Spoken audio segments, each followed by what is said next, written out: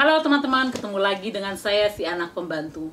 Jadi hari ini saya mau sedikit sharing ya ke teman-teman atau enggak membagi informasi gimana sih sebenarnya sistem di Amerika khususnya untuk pendidikan ya selama bulan corona ini. Karena saya lihat ya banyak sekali di Facebook ibu-ibu yang betul-betul mengeluh ya atau betul-betul susah hati harus berhadapan dengan situasi ini gitu loh. Apalagi mungkin saya bisa mengerti lah, ibu-ibu itu kan pekerjaannya kadang-kadang bukan untuk cuma ngurus anak aja ya. Mereka adalah wanita hebat kalau menurut saya.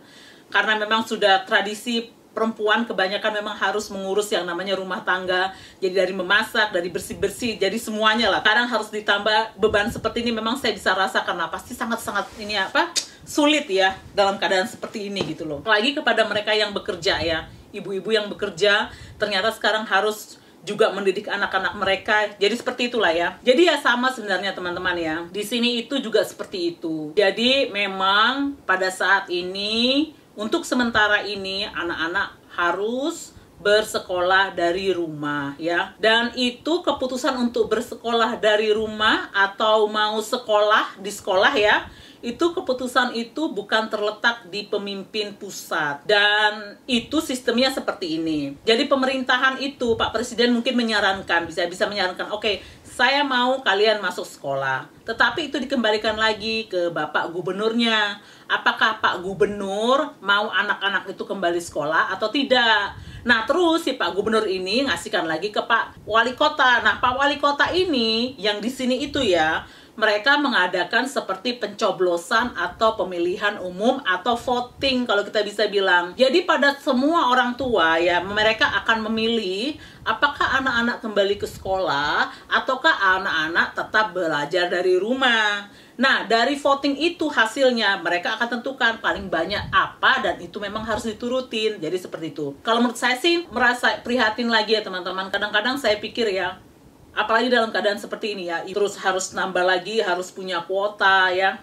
Jadi saya itu miris ya, karena di sini itu nggak seperti itu kondisinya. Dalam hati gini, yang mereka khawatirkan tuh lebih dari keselamatan si anak ya. Itu yang mereka pikirkan. Jadi nggak semesti-mestinya itu tanggung jawab ya. Dalam arti tanggung jawab gimana harus ngasih makan anak doang ya. Kesehatan anak itu mereka tuh lebih nomor satu kan kalau sistemnya seperti di sini seperti itu. Mereka lebih khawatir. Nah, kenapa saya tahu? Saya itu ada website ya. Website itu open website di sini teman-teman. Jadi kayak open sosial media. Jadi sosial medianya itu terbuka seperti Facebook ya.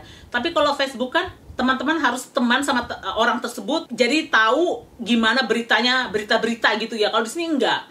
Selama kamu join, jadi ribuan orang itu bisa join di website itu atau di sosial media itu, jadi kita bisa melihat berita. Semuanya saya posting ya. Oh, anak saya kira-kira demam gini-gini. Ada nggak ya ibu-ibu yang anak ibu-ibu yang demam-demam gara-gara pergi ke toko ini, semuanya ke supermarket ini gitu. Seperti itulah contohnya ya. Jadi mereka sharing di situ. Jadi seperti itu keadaannya. Dan kemarin teman-teman waktu anak-anak yang udah nggak sekolah ya dari tahun ajaran sebelumnya ya, kan di sini kan ada teman-teman ya di kafe, namanya di kafetaria. Di sini itu kalau kita pergi sekolah karena jamnya memang panjang, ada di sekolah itu menyediakan makanan. Itu memang harus bayar, kecuali Anda memang orang miskin ya, income-nya rendah ya, income bawah ya. Itu teman-teman bisa, anak teman-teman itu makan di situ. Tapi kemarin itu pas pandemik itu mereka itu sekolah tetap aja memberikan makanan. Jadi kita tinggal semuanya, saya punya anak ya, saya pergi ke sekolah itu tinggal ngantri, saya tinggal ngambil makanan. Jadi langsung dikasihkan ke kita nggak usah keluar ya, di mobil aja mereka antarkan ke depan. Jadi seperti itulah ya kondisinya. Jadi memang sekali lagi ya, support itu yang saya lihat betul-betul kuat di sini kalau menurut saya sih. Nah, masalah pendidikan lagi teman-teman ya, di sini itu pendidikan itu gratis ya. Jadi TK, SD, SMP, SMA itu semuanya gratis ya. Mungkin teman-teman bertanya, kok bisa gratis Erna, duitnya dari mana? Nah di sini teman-teman kita itu bayar pajak. Kayaknya contohnya ya, saya punya rumah setiap tahun ya, memang ada pajak untuk sekolah.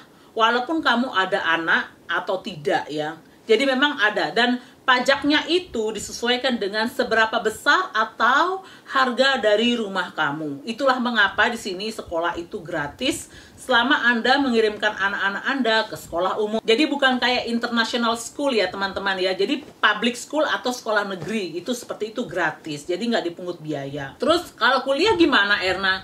Nah di sini tuh kuliah sama juga teman-teman, dalam arti sedikit bedanya begini. Akan gratis untuk teman-teman ya yang memang dari keluarga miskin atau low income ya. Kalau teman-teman seumpamanya, oh saya bukan low income ya, bukan dari keluarga low income, contohnya saya mau sekolah nih, emak saya bukan dari low income, terus gimana? Terus emak saya nggak mau support saya sekolah ini. Jadi memang gini seperti teman-teman ya, ketika teman-teman sudah 17 tahun ya, teman-teman itu dianggap sebagai memang orang dewasa, yang mana teman-teman harus bertanggung jawab dari segi apapun, dari aspek apapun.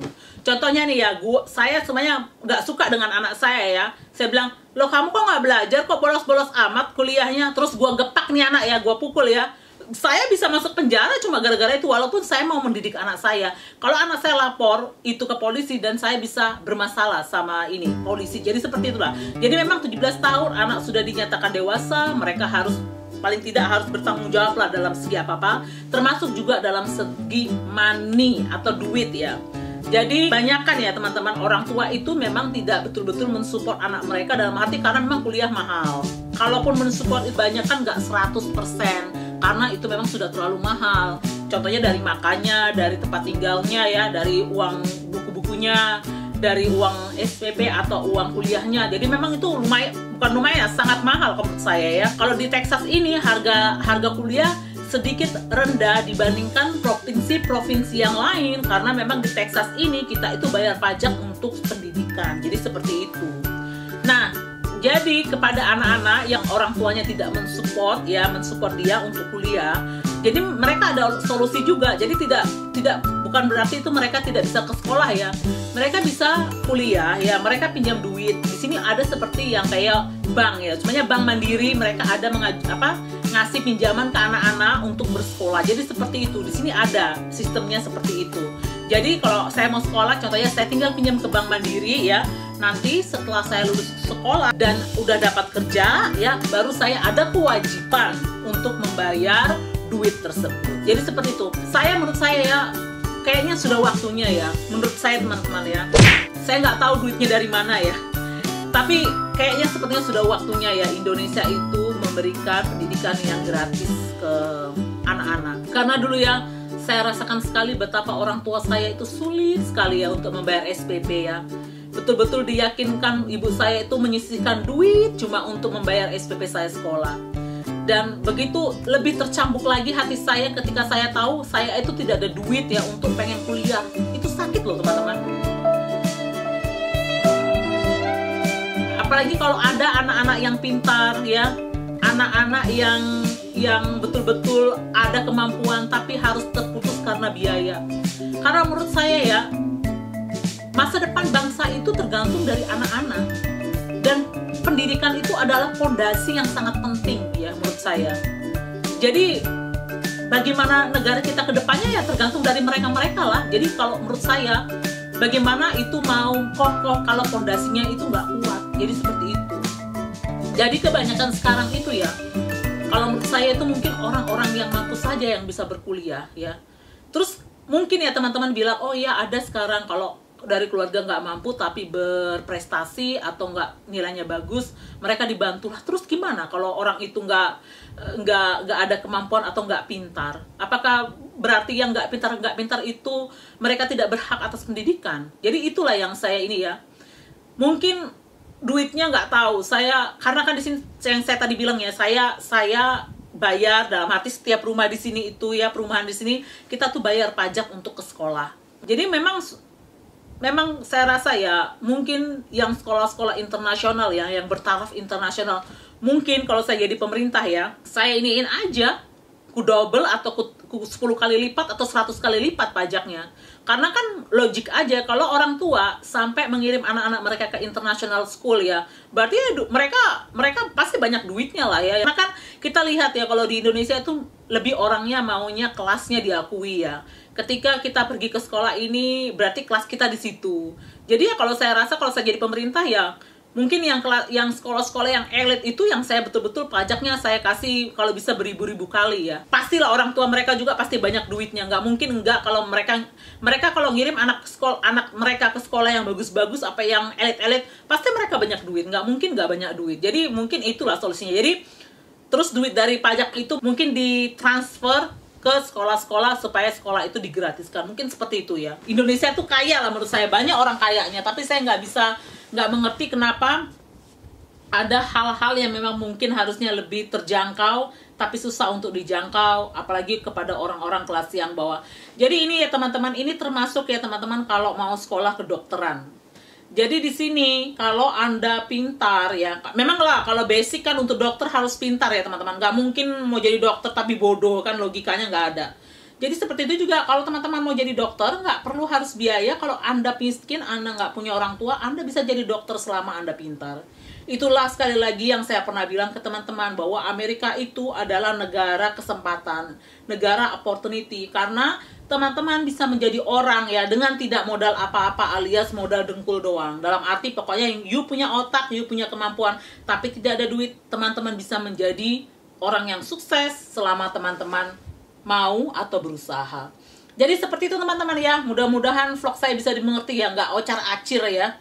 Sampai ketemu di vlog-vlog berikutnya. Dah.